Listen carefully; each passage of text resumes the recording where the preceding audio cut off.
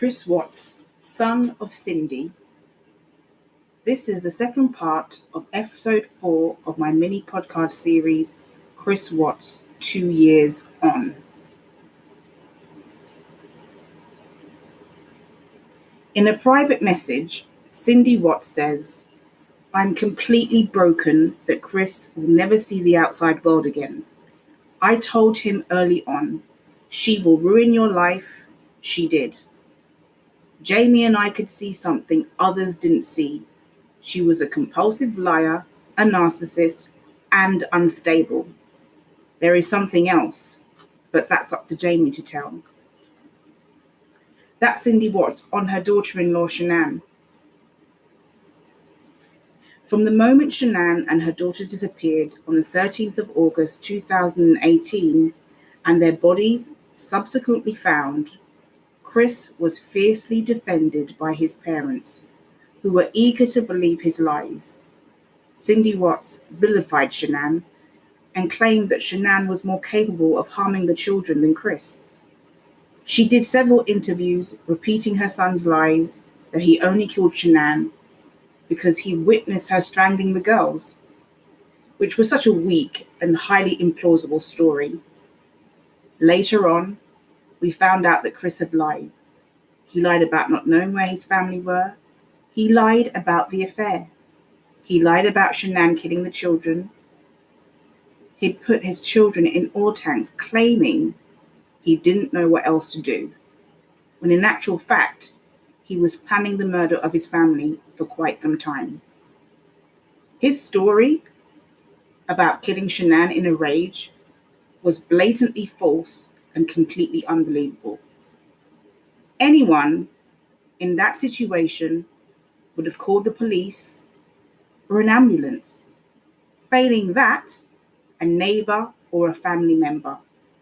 Not loaded the bodies up in a car and buried them in secret.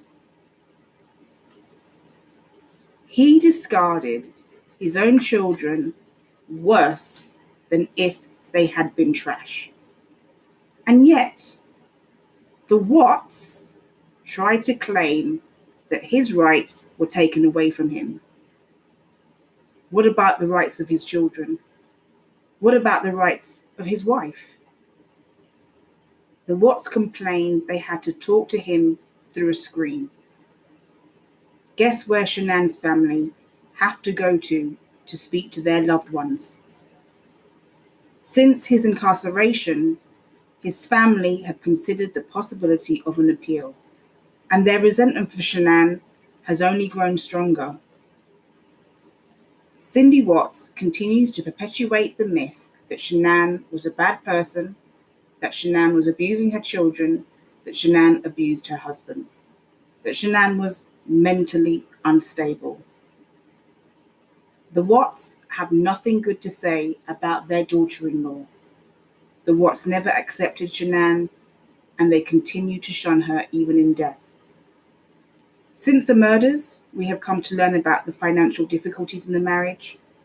Chris wanted a new life free of responsibility. He traded in his family for hot, steamy sessions with his co-worker. Instead, he got a prison sentence, life sentences. I hear he's on lockdown much of the day. There is no possibility of an appeal because he chose to plead guilty. Was it all worth it? I think not.